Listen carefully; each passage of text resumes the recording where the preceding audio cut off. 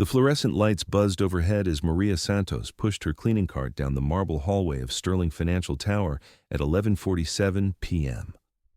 At 45, she'd been working the night shift as a janitor for 3 years, invisible to the executives who rushed past her during their busy days, focused on deals worth millions while she focused on keeping their world spotless for $12 an hour.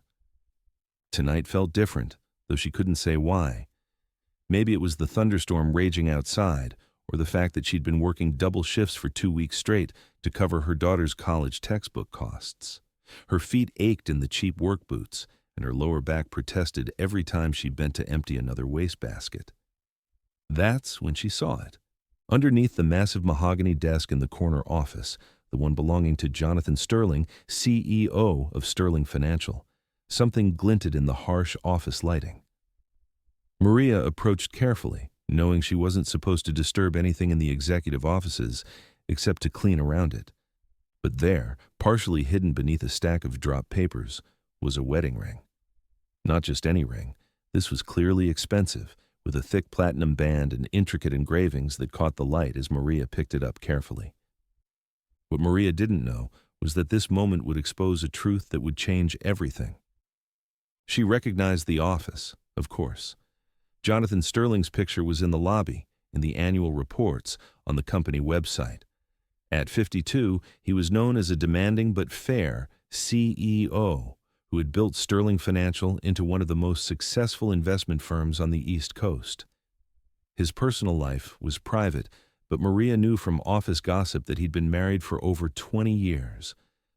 Maria turned the ring over in her palm, studying the inscription inside the band. Forever yours, Catherine, June 15, 2001. The date was worn smooth from years of wear, and Maria realized this wasn't just expensive jewelry. It was irreplaceable. She looked around the empty office. The desk was scattered with papers that suggested Mr. Sterling had left in a hurry. His computer was still on, displaying what looked like financial charts. His coffee mug sat half empty, the liquid long since cold. Maria faced a choice that would define everything that followed. The easy thing would be to turn the ring into building security and let them handle it. That was protocol. But Maria knew how building security operated. Items sat in their lost and found for weeks, maybe months, before anyone made real effort to return them. And something this personal, this clearly meaningful, shouldn't sit in a cardboard box gathering dust. She thought about her own wedding ring, a simple gold band that had cost her late husband 3 months' salary when they were young and struggling. She'd worn it for 15 years of marriage and continued wearing it for the 8 years since his death from cancer. If she ever lost it, she'd be heartbroken. Maria pulled out her old smartphone, a device that was more duct tape than phone at this point, and did something that went against every instinct about staying invisible, staying in her place, not bothering important people. She Googled Jonathan Sterling Financial Contact. 20 minutes later, Maria was doing something that terrified her. The company directory listed an emergency contact number for executives. Maria stared at the number for a long time before dialing, her hands shaking slightly. It rang 4 times before a tired voice answered. "Hello?" Maria's throat went dry. "Mr. Sterling." "Yes, who is this?" "Do you know what time it is?" "I'm sorry to bother you so late, sir." "My name is Maria Santos. I'm the janitor at your office building. I found something I think belongs to you." There was a pause. "A janitor? What did you find?" "A wedding ring, sir. It was under your desk. It has an inscription from Catherine." The silence on the other end of the line stretched so long that Maria thought he'd hung up. "You found my ring," Jonathan finally said, his voice different now, softer, filled with something that sounded like relief. "I've been looking everywhere for it." "When did you find it?" "Just now, sir. I was cleaning your office and saw it under your desk." "Maria, did you say?" "Maria, that ring, it's not just valuable, it's—" His voice trailed off. "My wife passed away 6 months ago. Cancer. That ring is the last piece of her I have left to wear." Maria felt her heart clench. She understood loss, understood the desperate need to hold on to anything that connected you to someone you'd loved.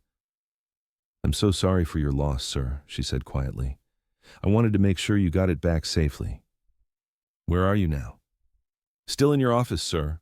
I wanted to call before I left for the night." "Don't move. I'm coming back to get it." 45 minutes later, the elevator dinged on the 47th floor. Jonathan Sterling stepped out, and for the first time in 3 years of working in his building, Maria saw him up close. He looked exhausted, older than his photos, with silver hair slightly disheveled and wearing a wrinkled dress shirt and khakis, clearly clothes he'd thrown on in a hurry. "Maria?" he asked, looking around the empty hallway. "Here, sir," she said, emerging from his office. Jonathan approached her, and Maria noticed his eyes were red-rimmed, whether from exhaustion or emotion she couldn't tell. "You have it." Maria held out the ring. "I was very careful with it, sir." Jonathan took the ring with hands that trembled slightly and immediately slipped it back onto his finger. He closed his eyes for a moment, and Maria saw his shoulders sag with relief. What happened next surprised them both. "Thank you," Jonathan said, his voice thick. "You have no idea what this means to me." "I think I do, sir," Maria replied gently. "I lost my husband 8 years ago. I know how important these things become." Jonathan looked at her more closely then, really seeing her for perhaps the first time. "I'm sorry. That must have been very difficult." "It was. But you learned to carry the love with you." They stood in the empty hallway for a moment, two people who had experienced profound loss, connected by a simple act of kindness and understanding. "Maria, can I ask you something?" Jonathan said finally. "Why didn't you just turn this into security?" Maria hesitated. "Because if it were my ring, I'd want whoever found it to understand how much it mattered." Jonathan's response would change Maria's life in ways she couldn't imagine. "How long have you worked here?" 3 years, sir. Night shift?" "Yes, sir." 7 p.m. to 7 a.m. Jonathan was quiet for a moment, processing something. "Maria, I have to ask, do you enjoy this work?" The question caught her off guard. "I'm grateful for the work, sir." "It pays the bills." "That's not what I asked." Maria looked at him, trying to read his expression. "No, sir. I don't particularly enjoy it, but I need the job." "What did you do before this?" "I was an office manager at a small accounting firm for 12 years, but they downsized, and at my age, with my education level." She shrugged. This was what I could find. Jonathan made a decision that would ripple through both their lives. "Maria, I want to offer you something, and I want you to think carefully before you answer." "Sir?" "I've been looking for an executive assistant. Someone organized, trustworthy, someone who pays attention to details." He gestured around the immaculate office. "Someone who clearly takes pride in their work, no matter what that work is." Maria stared at him. "I don't understand." "The job pays $65,000 a year plus benefits. Day shift, Monday through Friday. You'd work directly with me, managing my schedule, handling correspondence, coordinating meetings." Maria felt dizzy. "Sir, I don't have the right education for that kind of job. I never went to college. You organized this entire floor every night for 3 years. You noticed a ring under my desk that I'd been stepping over for days. You took the initiative to contact me personally instead of following protocol." Jonathan smiled slightly. "And you understood why it mattered. That tells me more about your qualifications than any college degree could." Maria's world shifted on its axis. "You're serious?" "Completely serious. But I need you to understand something. This isn't charity. I need someone I can trust absolutely, someone who sees details others miss, someone who won't disappear when things get difficult. Tonight, you proved you're all of those things."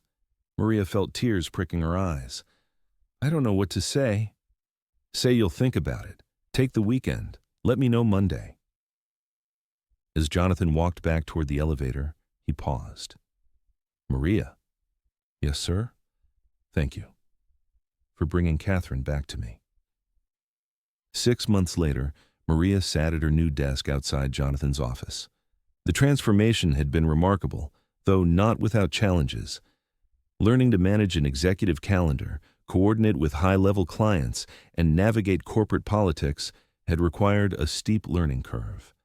But Maria's natural organizational skills and attention to detail had served her well. More importantly, she had become Jonathan's trusted confidant. He relied on her judgment, sought her input on decisions, and had come to value her perspective in ways that surprised them both. Today was different, though. Today, Jonathan had asked her to clear his afternoon schedule for a meeting with the board of directors.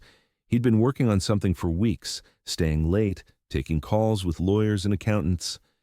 "Maria, could you come in here, please?" Jonathan called from his office. She found him standing by the window, looking out at the city below. In his hands, he held a thick folder. "I wanted you to hear this from me first," he said, turning to face her. "Sir?" What Jonathan told her next would impact hundreds of lives. "I'm announcing the Catherine Sterling Memorial Foundation today.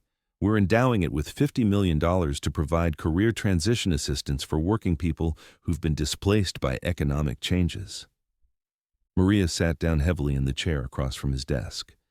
"Mr. Sterling, the foundation will provide job training, educational support, career counseling, and financial assistance during career transitions, specifically focused on people like you were 6 months ago, experienced, capable people who just need an opportunity to prove themselves."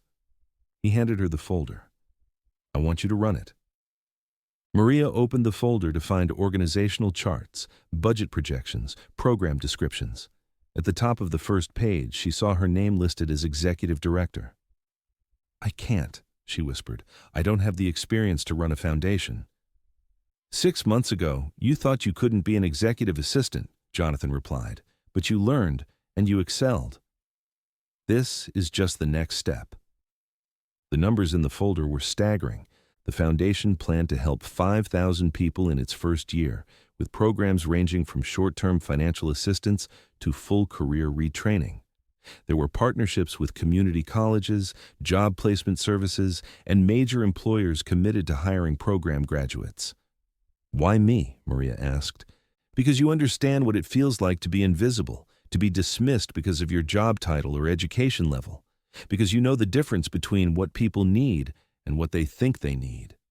Because you proved that character matters more than credentials." He sat down across from her. "And because when you found something precious that belonged to someone else, you made sure they got it back." 1 year later, Maria stood in front of 500 program graduates at the Foundation's first annual celebration. The Catherine Sterling Memorial Foundation had exceeded all expectations. They'd helped 6,200 people transition to new careers, with an 89% success rate in job placement. More importantly, they'd changed the conversation about worker displacement and career transition. Maria herself had been featured in Forbes, Harvard Business Review, and NPR as an example of innovative leadership in nonprofit management. But tonight, looking out at the faces in the audience, former janitors who were now office managers, displaced factory workers who'd become healthcare technicians, older workers who'd found new purpose in social services, she felt the true measure of success. 18 months ago, I was cleaning offices for $12 an hour, Maria began her speech. I was invisible to most of the world, just another person doing a job that others took for granted. The audience was silent, hanging on every word.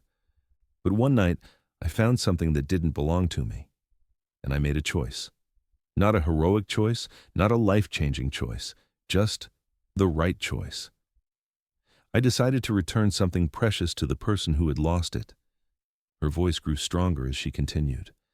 What I learned that night is that we all have something precious to offer the world. Sometimes it's our skills, sometimes it's our experience, sometimes it's simply our willingness to do the right thing when no one is watching. She gestured to the audience. Every person in this room has proven that your value isn't determined by your job title, your education level, or your past circumstances.